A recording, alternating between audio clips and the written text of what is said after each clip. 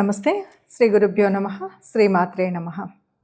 శ్రీమాత శ్రీ మహారాజ్ఞి శ్రీమత్ సింహాసనేశ్వరి చిదగ్నికుండ సంభూత దేవకార్య సముద్యత ఆదిత్యాయ చ సోమాయ మంగళాయ బుధాయ గురు శుక్ర శనిభ్యే రాహవే కేతవే నమః.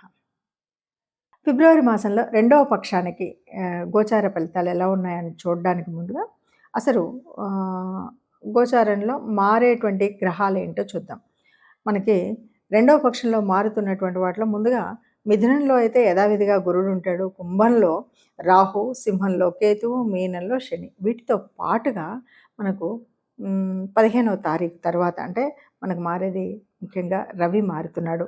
ఈ రవి కుంభరాశిలోకి రాహుతో పాడుతున్నాడు. అలాగే కుజుడు కూడా 23వ తారీఖు చివరిలోనే మాసాంతంలో కుజుడు కూడా కుంభరాశిలోకి మారడం అనేది కనిపిస్తుంది. ఇలా ఈ గ్రహాలు ఇలా ఉపస్థితి అయినప్పుడు మరి 12 రాశుల వారికి ఈ 15 రోజులు అంటే చివరి పక్షంలో ఎలా ఉంటుందో చూద్దాం. ఇక రెండవ పక్షానికి వచ్చేసరికి ఎలా ఉంటుందంటే దాదాపు మారిపోతుంది. ఇప్పటి వరకు ఉన్నటువంటి అన్ని అననుకూలతలు నెమ్మదిగా పారిపోతూ ఉంటాయి. అలాగే విద్యా విషయాల్లో కూడా మీరు అనుకున్నటువంటి అంటే మొన్న ఏదో అప్లై చేద్దాం అనుకున్నాను, చేయలేకపోయి ఇప్పుడు చేయగలుగుతారు. మన పిల్లలకి ఏదో విద్యా విషయంలో ఉన్నాయి, అవి తప్పనిసరిగా సానుకూలంగా ఉండేటువంటి పరిస్థితి ఉంటుంది. అంతేకాదు ఇంట్లో నిన్న మొన్నటి వరకు ఏ రకమైనటువంటి సపోర్టు లేకుండా ఉన్నటువంటి జీవిత భాగస్వామి సరి అయినటువంటి సపోర్ట్ని ఇప్పుడు అందిస్తుంది.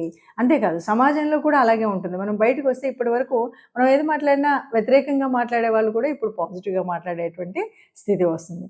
కాబట్టి రెండవ పక్షంలో మారినటువంటి గ్రహాలు రవి. ఇక మాసాంతంలో కాస్త కుజుడు కూడా మారుతాడు. కాబట్టి ఈ రెండు విషయాల్లో మార్పుల వల్ల మనకు జరిగేటువంటి రవి అత్యంత అనుకూలంగా రెండవ పక్షంలో ఉన్నాడు. కాబట్టి అన్ని విషయాల్లో ముఖ్యంగా ఉద్యోగ విషయంలో ఆ ఉద్యోగం చేసేటువంటి స్థానంలో చాలా అనుకూలమైనటువంటి పరిస్థితి అయితే కనిపిస్తుంది. అయినప్పటికీ రవిని ఆరాధించడము, పూజించడము ఇలాంటివి కనుక చేసినట్టయితే పూర్తిగా అనుకూలమైనటువంటి వాతావరణం ఉంటుంది. ఎలా పూజించాలి, ఎలా చేయాలి రవికి అంటే ఏమీ లేదు. కేవలం సూర్య నమస్కారం చేసినా పర్వాలేదు, లేదు సూర్య స్తోత్రం చేసినా పర్వాలేదు. ఇవేవి రావు అంటే ఆదిత్య హృదయాన్ని చదువుకోవడమో వినడమో చేసినా కూడా మొత్తంగా ఈ మాసం అంతా సానుకూలంగా ఉంటుంది అని చెప్పచ్చు. ప్రస్తుతం ఇప్పుడు మనం చూస్తున్నటువంటి గోచారం ఇది ఫలితాలు అని మనం చెప్పడానికి ముందుగా ఒక మాట చెప్పాలి. ఎప్పుడైనా సరే ప్రతిరోజు నిత్యం గ్రహాల మార్పు అనేది జరుగుతూనే ఉంటుంది.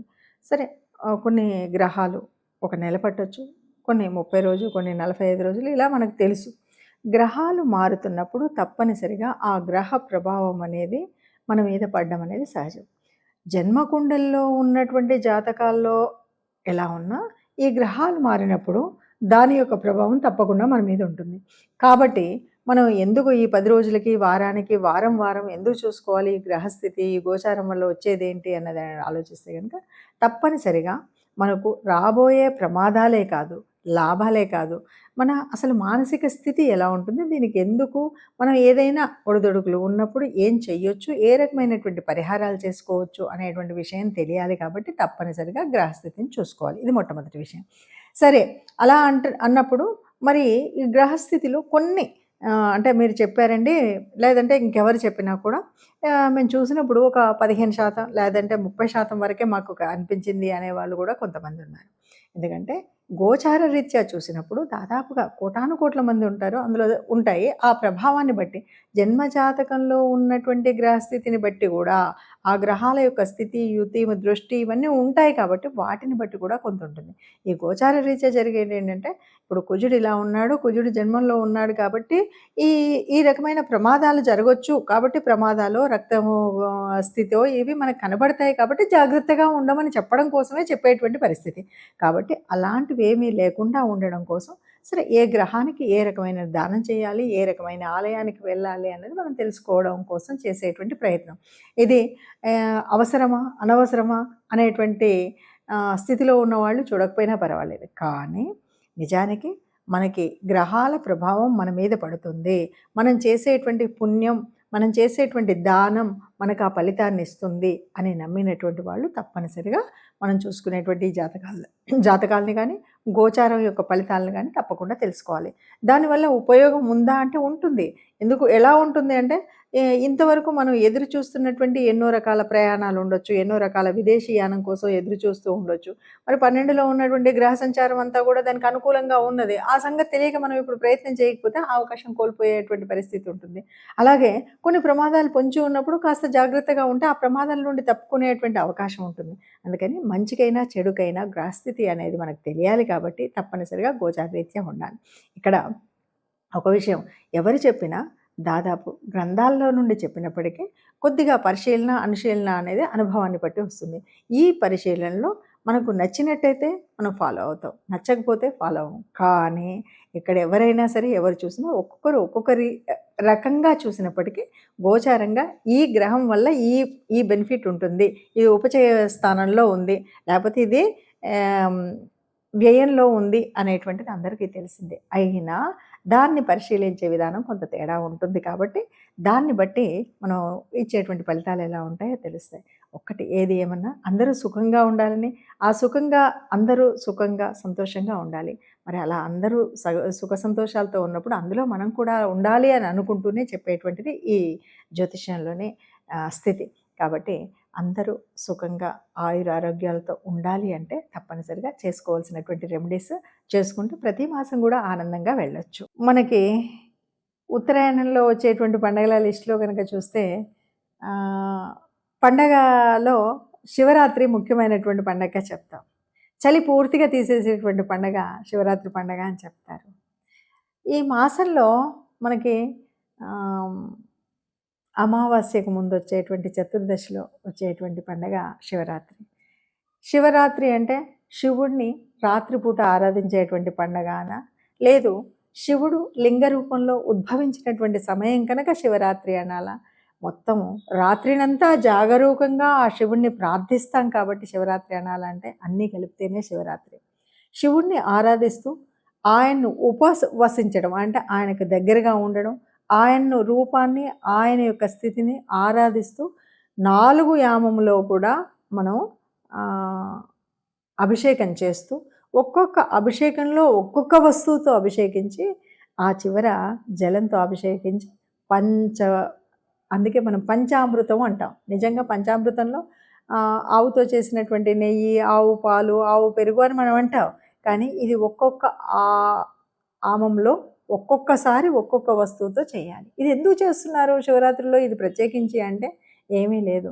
నువ్వు నిజంగా ఉపవసించి అంటే ఏమీ తినకుండా స్వామి మీద మాత్రమే ధ్యాసతో ఉంటూ జాగరణ చేస్తున్నటువంటి సమయంలో నీకు ఏ రకమైన అనారోగ్యం కలగకుండా ఆ అభిషేకించినటువంటి ఆ స్థితి నుండి నువ్వు తీసుకునే ప్రసాదం ద్వారా నీకు శక్తి పొందడం కోసం ఇచ్చినటువంటి ఒక అద్భుతమైనటువంటి ఒక ప్రయత్నం ఒక అద్భుతమైనటువంటి ఉపాయం అని చెప్పాలి.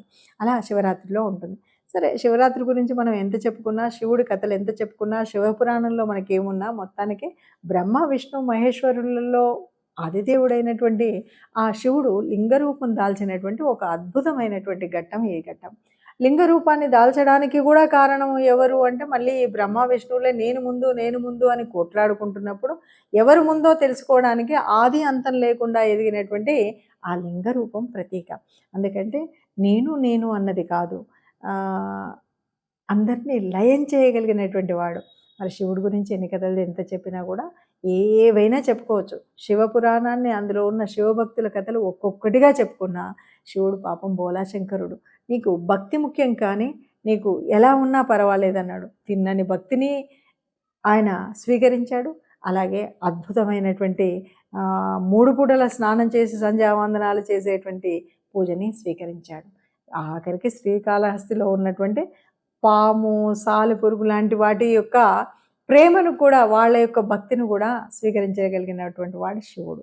అంతెందుకు, శివుడు అంటేనే బోలాశంకరుడు అన్నాం, గరులకంఠుడు అన్నాం. ఎవరు ఏది అడిగితే అది ఇచ్చింది కాకుండా ఈ విశ్వం అంతా కూడా నాశనం అవ్వకుండా ఉండడం కోసం ఆ సంద్రంలో నుండి వచ్చిన ఆలాహలాన్ని గరళ కంఠంలో కట్టి పెట్టగలిగినటువంటి శక్తి ఉన్నటువంటి వాడు. తన బిడ్డలందరూ సుఖంగా ఉండాలి అన్నటువంటి వాడు. అంతేకాదు తన భార్యకు సగభాగాన్ని ఇచ్చినటువంటి అర్ధనారీశ్వరుడు బోలాశంకరుడు.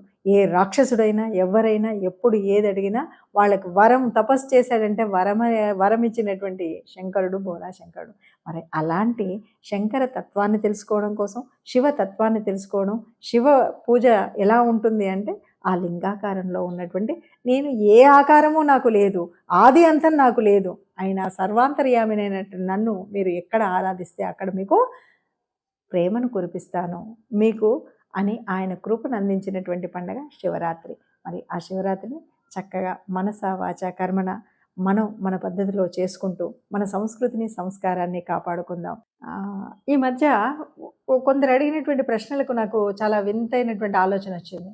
ఎందుకంటే మనం పెళ్ళిళ్ళు అనగానే ఎవరైనా పిలిస్తే పెళ్ళిళ్ళకి వెళ్ళినప్పుడు తప్పనిసరిగా వాళ్ళ కార్డు వచ్చింది మొదలు మన ఆలోచన విధానం మారుతుంది. ఎట్లా ఉంటుంది అంటే ఆ రోజు ఎలా వెళ్ళాలి, ఏ చీర కట్టుకోవాలి, ఏ సొమ్ములు వేసుకోవాలి, ఎవరితో వెళ్ళాలి, ఎప్పుడు వెళ్ళాలి, ఎప్పుడు రావాలి, ఇంత ప్రణాళిక ఉంటుంది. ఇన్ని ప్రణాళికలు ఉన్నప్పుడు ఒక్క విషయాన్ని మర్చిపోతున్నాం. మన ధర్మంలో చెప్పింది ఏంటంటే సుఖం కంటే కష్టానికి తప్పనిసరిగా వెళ్ళాలి. అదేవిధంగా వాళ్ళకి కష్టం వచ్చినప్పుడు పొరపాటున మనం అనుకున్నటువంటి శుభకార్యం కాకుండా ఒక అశుభం జరిగింది, వాళ్ళ ఇంట్లో ఒక చావైంది.